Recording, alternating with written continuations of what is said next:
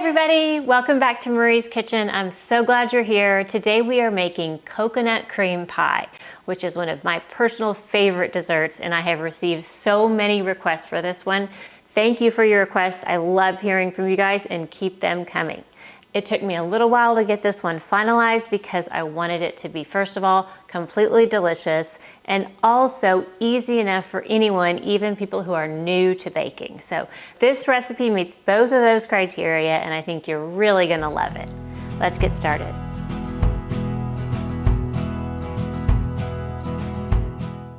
All right, first up we'll make the pudding, and we are gonna make a homemade crust, so do stick around for that. We'll make it after this is done. So you'll start with sort of a medium pot, and we're gonna use 1/4 cup of cornstarch. Just this you can find in the baking aisle. Cornstarch is a thickener, and we're gonna use 1/4 cup to thicken this pudding. Now, when you try to mix cornstarch with a liquid, it can clump up. And if you have clumps in your pudding, they're very hard to get them to go away. So this is what I do. I use just a little bit of liquid. This is not nearly how much liquid we're adding for the whole pudding. But if you start with just a little bit, it's much easier to whisk in the cornstarch very well so it's nice and smooth. We'll just pour that in and then give that a stir. So just whisk this up until you don't see any more lumps. Okay, that looks nice and smooth. I'll give the edge a little wipe there. Now we'll move on to the sugar and the salt. And I have had a lot of requests for lower sugar desserts and using sugar alternatives. So I do have this stevia mixed with cane sugar. And you can use this 1 for 1 in the same proportion that you would with sugar. So if the recipe says 1/2 cup sugar, you can use 1/2 cup of this stevia cane sugar mixture. I'll go ahead and use it just to show you that it does work. It comes out really good, and I thought the taste was actually really good too. So 1/2 cup of sugar or a sugar substitute. Now we'll add 1/2 teaspoon kosher salt, and then give that a stir. Next is 4 egg yolks, and there's lots of different ways to get an egg yolk, separate it from the white. You can do it just with your hands, you can do it back and forth with a shell, but I'm gonna show you this way. I think there was actually somebody who suggested this in one of the comments, and I've done it now, and it is really easy, and it's a great tip. So thank you for that. I wish I could remember who suggested it, but the suggestion is to use a slotted spoon and let the white run through that, and then you're left with the yolk. And I like this. It seems to be the easiest way and the least, you get the least amount of egg all over your hands. So watch and see what you think. I'll have a trash bowl over here for my shell. So you just crack it on a flat surface, and then we're gonna just pop that right into the slotted spoon. You can see I have it kind of balanced on something so it doesn't just fall straight down, and then I just give it a wiggle like this, and then all the white is drained out, and we can drop our yolk right in here. So really no mess. I love it.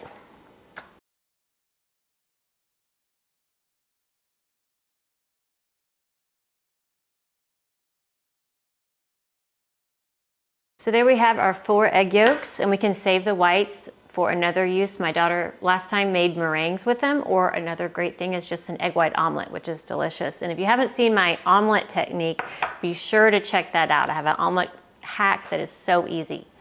Back to our pudding. A lot of recipes will tell you to heat your liquids and then mix a little bit of hot liquid with the egg yolks at a time. It's called tempering, and that's the way you can mix a hot liquid with egg yolks without scrambling them. And for some reason, I don't like to do that. I just really wanted to find a way around it. So I wrote this recipe so you don't have to do that. Instead, you'll just add your 4 eggs right to your liquids like that, and we'll give that a stir. Are there certain things in recipes where you just, if you see it, you'll just turn the page, you just won't do it? I'm curious. There are certain things like that. I just say, you know what, let's find a way around it. Now for the coconut milk. This is 1 can of coconut milk. This is a 13.5 ounce can or 400 milliliters, and you need to be sure to use the canned coconut milk. Don't use the refrigerated or anything that comes in a box, because that's gonna have a lot of other fillers, gums, thickeners, and it's not gonna be the right consistency for this kind of recipe. So be sure to get coconut milk in a can. And they do sell light coconut milk, which I don't recommend. That just has a lot more water in it. And then they also sell coconut cream, which I also don't recommend because that's gonna be a little bit too thick. So look for the coconut milk, and it really is pretty easy to find these days. If there's like a Thai or Asian section, sometimes it's there, or sometimes with the baking area. Now I'll just pop this open. And just in case you've never worked with coconut milk before, it does separate. So the liquid, the water from the coconut milk is in the bottom, and the top is this like kind of almost solid looking coconut fat cream layer. So if you see this, it doesn't mean anything's wrong with it. It's just that's the way it comes. So you can kind of, you can make a mess. Didn't mean to do that.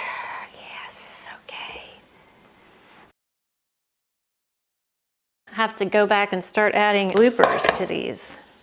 Do y'all want to see bloopers? Let me know in the comments. So this is not mixed well at all, and that's fine. Just dump that right in.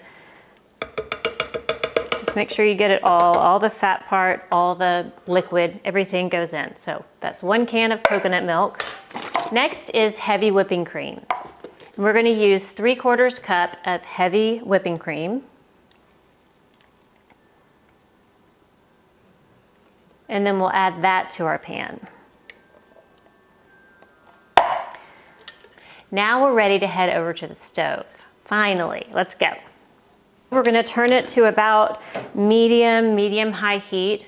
And what we wanna do is, while constantly whisking, we're going to bring this to just barely a boil. So you'll see it start to get thick as you're whisking. First, the fat from the coconut milk will melt. And the key is that you don't want it to boil for a long time, because that would overcook the pudding.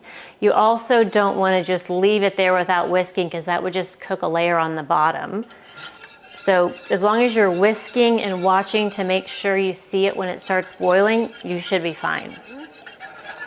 And it seems to be getting a little thicker around the edges, so I know we're getting close. You can start to see it kind of sticking to the sides a bit, and it's getting thicker here as we're whisking it. So it's starting to get stuck on my whisk here, so that's another sign that we're starting to get some thickening happening.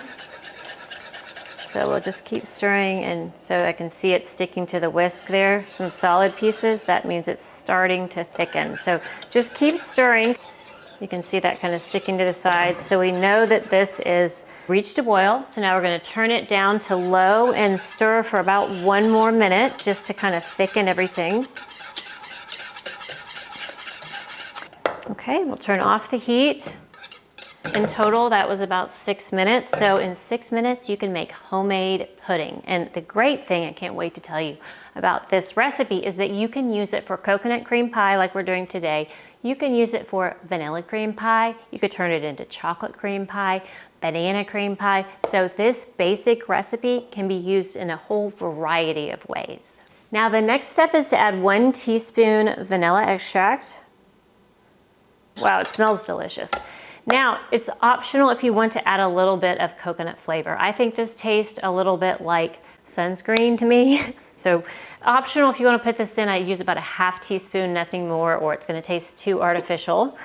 I'm not going to put it in mine. We have the subtle coconut flavor from the coconut milk, and then we are going to add next is the sweetened shredded coconut.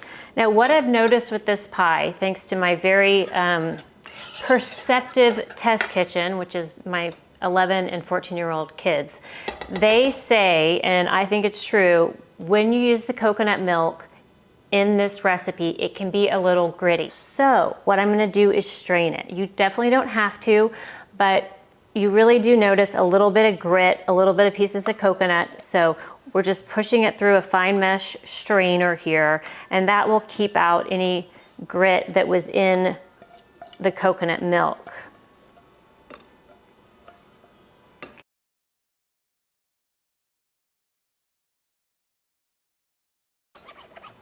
There we go. Now here we have our just gorgeous pudding. It looks really delicious. Now to make this a real coconut cream pie, we've got to add our sweetened shredded coconut, and we're going to use about 1 cup, just very lightly packed. You don't want to pack it in tightly. That's going to be too much. Just lightly drop it in there. Now to the warm pudding, we're also going to add 2 tablespoons butter. And I like to add it like this when it is still hot. I feel like it kind of softens the coconut and also helps kind of absorb that coconut flavor, so you get more coconut flavor in your pudding.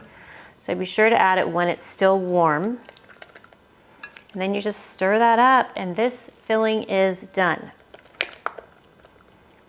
At this point, you can give it a taste, so let's do that.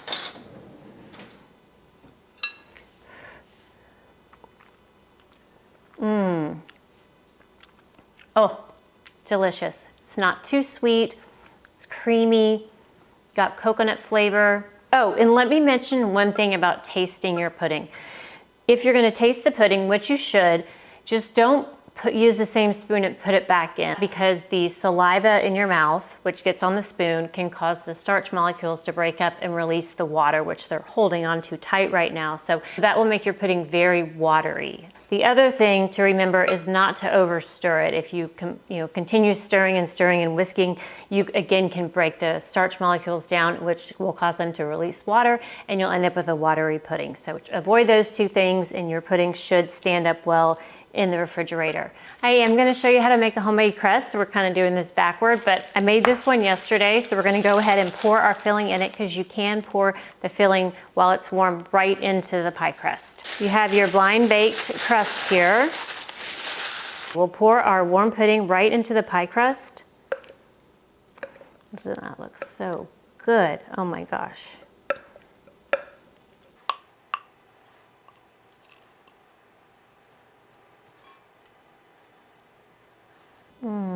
Fits in there really nicely. The next step is to take some plastic wrap, and we're going to put that right on top of the pudding, and this will prevent pudding skin from forming on top. So you just press this little plastic wrap on top, kind of flush with the pudding. Let's do that. And then I usually fold these in like that. I'll wrap the whole thing up and pop this in the refrigerator to chill.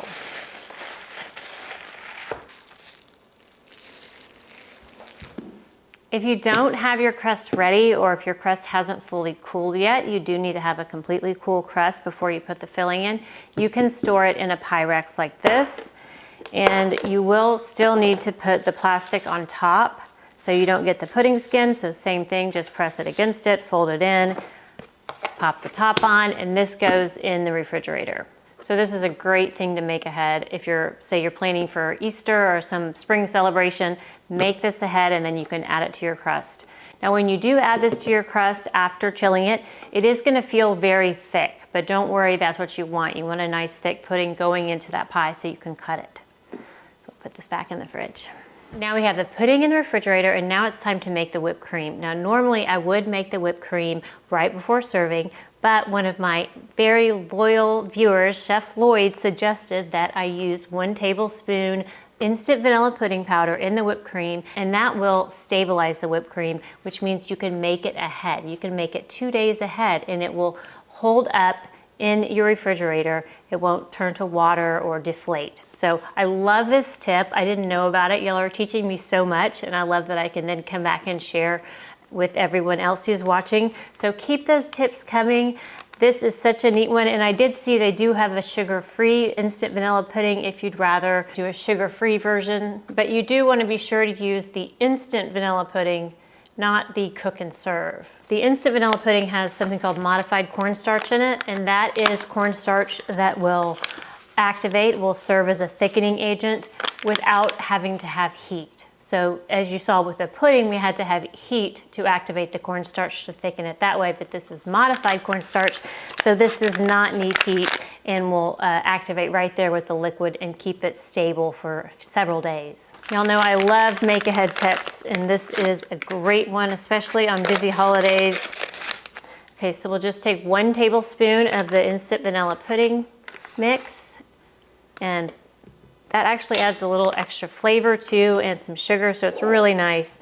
Now to that we'll add 1.5 cups of heavy whipping cream. And next is about 2 to 3 tablespoons of sugar or your sugar replacement like I'm using here. Either one works. We'll start with just 2 tablespoons. And next is 1 teaspoon vanilla extract.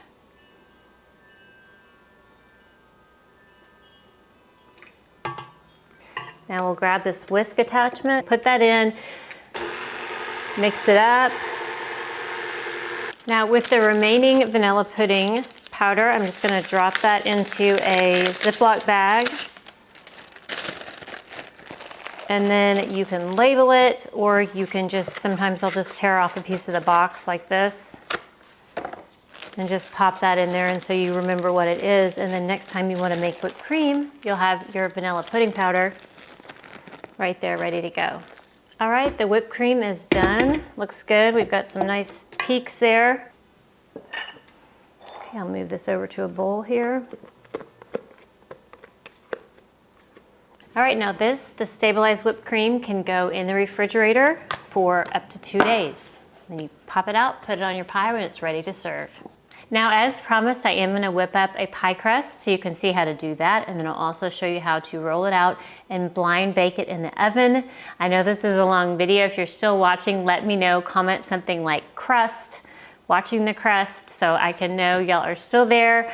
Hopefully this will be helpful. I do have a full tutorial on making pie crust using either the food processor, your hands in a bowl, or in the KitchenAid stand mixer. So if you don't have a food processor, don't worry. You can do the same thing with either your hands in a bowl or the KitchenAid stand mixer, or a pastry cutter in a bowl. It's the same technique, you're just cutting in the butter. So check out my easy pie crust tutorial if you don't have a food processor, and that'll show you step by step how to do that. Now we're gonna measure out 1 1/4 cup all-purpose flour, and we pop that right into the food processor, or if you don't have a food processor, a bowl. And then 1 tablespoon sugar, or I'm trying a sugar substitute, the same one we used in the pie earlier. Now we'll just give that a quick spin here.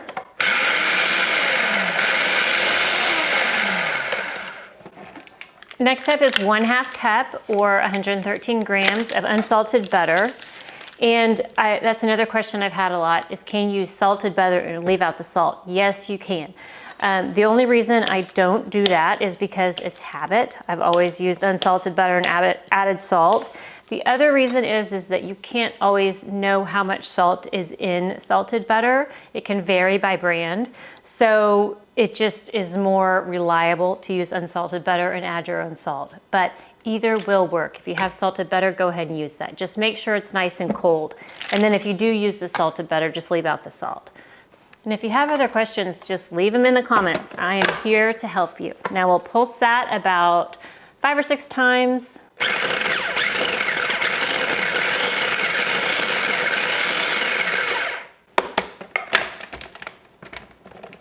And that just begins to cut up the butter. You'll still have really big pieces of butter in there, but that's exactly what you want. You're just starting to cut it into the flour. Now we'll add 5 tablespoons cold water. 1, 2, 3, 4, 5. Now we'll pop the lid on and give that a few more pulses.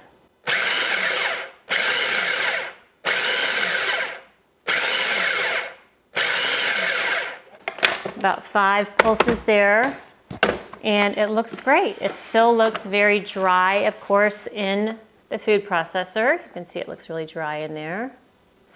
But if we cut this out, if we reach in and pull it together, it holds together like a pie crust. So you know your pie crust is done, and it was just that easy. If you've watched my pie crust tutorials before, you know this is one of my favorite hacks. Instead of putting this dough out on the counter and bringing it together with our hands and making a big mess, what we're gonna do is take Glad Press and Seal. You can also use cling wrap if you have that. This is just a little easier to work with. So a big piece of Press and Seal. And you put it sticky side up, and then we'll take our pie dough here and just plop it out on the Press and Seal, like that. And now we'll wrap this up. Just bring the corners together, all the edges here, so no mess. We're just bringing it all together. And I'm going to shape this into a disc with my hands. Twist this closed. And there is our pie crust. Now you do have to refrigerate it for 20 minutes at least, preferably an hour or two. That is going to let the gluten rest and then also let the water in there really hydrate all the flour. Okay, so this goes in the refrigerator now for at least 20 minutes. Okay, now it is time to roll out the crust. We've had it chilling in the fridge for at least 20 minutes. So what I'm going to do is first I just kind of press it a little bit with my hands. Sorry, that's so loud. Okay, so we've got our crust here and a little bowl of flour, and I'm using just a basic rolling pin. This is about $8 to $10 on Amazon. I can put the link in the description box if you'd like to get one. You don't need anything fancy. Just put some flour down on the surface. And then I'm just going to use my hands here to press this out into a disc that's a little bit flatter. And I always just do this. I'm not kneading the dough. I'm not working the dough at all. I'm just pressing it out into a little bit flatter disc to do some of the rolling that way instead of on the counter. So you just press it out a little bit. You can see in there that you've got these big pieces of butter, and that's exactly what you're going for. Now you do want to use a little flour on your rolling pin and on the surface because you don't want this pie crust to stick to the counter. If it sticks to the counter, it is very hard to get up. I'll show you how to avoid that. What we're gonna do is we'll give it a roll, and then you're gonna turn it a quarter turn. Roll it, turn it a quarter turn. And by turning it a quarter turn, you do two things. First, you help keep it in a nice round circle, which will help you fit it into your pie plate. Also, the turning, you can make sure it's not sticking, or if it is sticking, you'll know really quickly. And that's important because then you can slide some flour under and keep it from sticking. So roll and turn, roll and turn, roll and turn. Take your time, just a little bit of pressure.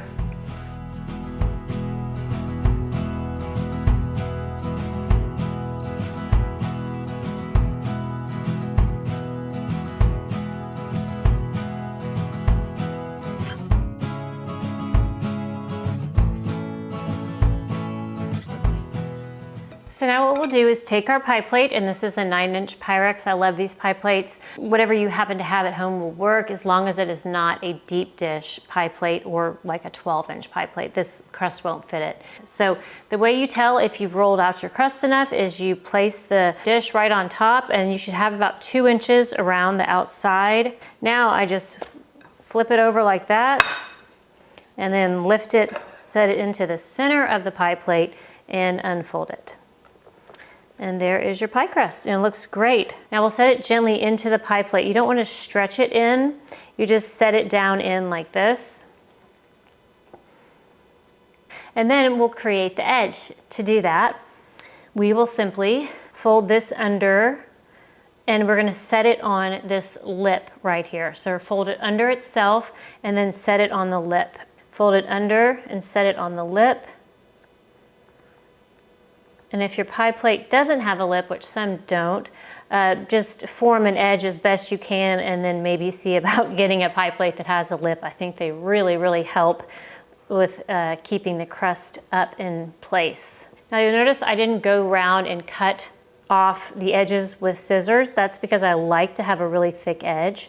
So I don't cut the edge off. I just use it all, unless you come to a spot that looks like, oh, this looks like way too much, then you can just pinch it off with your fingers if it feels like too much.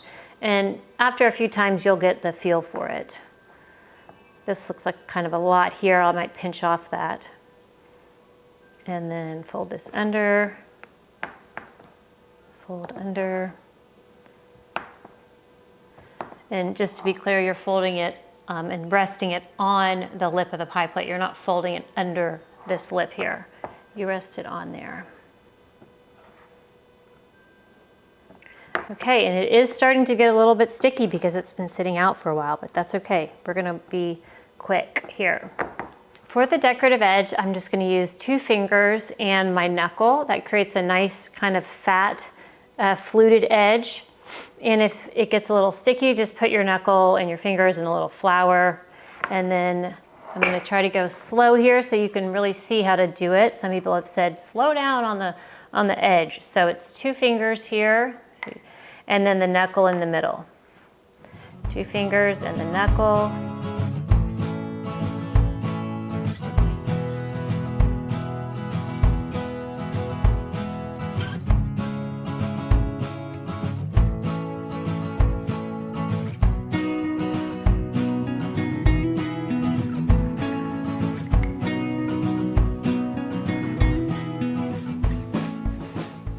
You don't want to bake it immediately like this because the crust is warm now. The butter is warm. If you bake it right now, it's going to melt. It's too soft. So what you want to do is firm up the butter again. And the way we do that is put it back in the freezer. So take your press and seal, wrap up your pie crust, and then pop that in the freezer for overnight, a week, a month, whatever you want to do. And then whenever you need a crust, you pull it out, unwrap it, and I'll show you how to bake it. Okay, now it's time to take our crust, which has been chilling in the freezer, and we're going to bake it in the oven. And if you're still sticking around for this, you are a real trooper. Thank you so much for watching. Comment something like crust in the oven or baking the crust. I would love to see who is still watching at this point because I really appreciate you. Okay, so I've got my oven preheating to about 415 degrees, and the goal is just to have a nice hot oven, and that will help set the crust in place. All this nice decoration that we did on the edge, that will help set that into place and crisp up the bottom as well. Now, while that is preheating, we have our crust and pie plates sitting out here, so we're not going directly from freezer to oven. We're letting it sit out for about 10 minutes while it preheats. We're also going to set the pie plate on a baking sheet lined with parchment paper. Even a pie crust with nothing in it can leak over, so the butter can melt, it can drip down the sides, or it will, actually, it pretty much always does. And if that drips into your oven, you're gonna have a real mess in the bottom of the oven. So to avoid that, always bake your pies and pie crusts on a baking sheet lined with parchment paper for the easiest cleanup. All right, now to blind bake a crust means to bake a crust with no filling in it. And you do that for things like a cold custard pie like we're doing today, the coconut cream pie, chocolate cream pie, vanilla, banana, any of those where you cook the filling on the stovetop, you need to have the crust cooked separately in the oven. Now, normally when you blind bake a crust, you would line this with parchment paper and then fill it up with either beans, rice, or pie weights. And I have done that many times, and I think it's a big hassle. And so having had experience with that and knowing that I really don't like that method, I've come up with a different way to blind bake, sort of a hack. And what I do is I take a aluminum pie plate, which you can find at the grocery store for less than $1. And it usually comes with the lip folded down, so you just fold the lip up. You can see I'm reusing this one. I've used it many times. So you just press it in, and it fits right into the center of a 9 or 10-inch pie crust. So you press it down, so you're touching the bottom there. That is gonna hold the crust in place. Now you also have to use something, you could put beans or rice or pie weights in here, which is just easier to transport than parchment. Or you can do what I do now. I use a oven-proof bowl that fits right in there, and that holds everything in place. We have something holding up the side of the pie crust, and then this is holding the bottom, and this is gonna stay in place while it bakes, so you don't have that problem of the crust slipping down into the pie plate, which is just not as attractive. Now this goes in the oven at 415 degrees for about 20 minutes. And do check it because all ovens can vary a little bit. Basically, you just want a light golden brown at this point. We're gonna then take all this out and cook it again for another 20 minutes.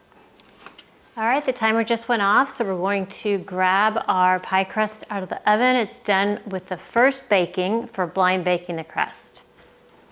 All right, here it is. It looks great. You can see how nicely the edge stayed up, and it's starting to get nice and golden brown there. So that's looking really good, and that's exactly what we're going for. Now, here's the thing. This is going to be very, very hot. So do not touch this with your bare hands. And it's tempting to because you want to just pick it up, but it's going to be very hot. So what I do is take a dish rag and use that to grab this aluminum pie plate here in the middle and just pop that right out. Now you can see the center here is not fully cooked. So what we're going to do, and a lot of people have asked this, when do you prick the bottom of the crust? This is when you do it. You prick the bottom of the crust here, so the air that gets trapped underneath the crust can escape. If it doesn't have a way to escape, it's going to bubble up. And so you prick the crust right now, and that allows the air to escape. You can also do it along the sides a little bit here. Now, the great thing about this method is this up here is so nicely cooked, and it's not going anywhere, so we don't have to worry about it slipping down into the center. Now the goal is just to cook this center part to get that nice and crisp. So we're putting it back in the oven at 350 degrees, and we're gonna leave that in there for about 15 to 20 minutes. You want it just golden. Everyone's oven's different, so please do check it after about 15 minutes and see how we're doing. Okay, now this goes back into the oven. All right, it looks like the pie is done from its second baking at 350, so let's pop that out of the oven. Here we go, it looks great. Nice and golden around the edges. It stayed up really well right in place. Now we'll let this cool completely before we add the pudding filling. If you add the pudding filling to a warm crust, it's gonna just melt the pudding, and that creates a mess. Trust me, I've done it before. So let the crust cool completely, then add your pudding and put your whipped cream on top.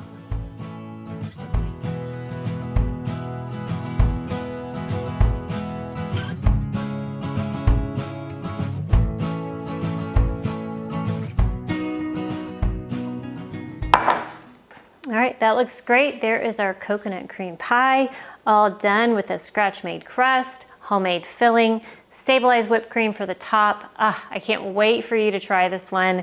It is so gorgeous and so delicious, and I'm just really excited for all of you, even people who are new to baking or new to baking pies, to turn out something as wonderful as this.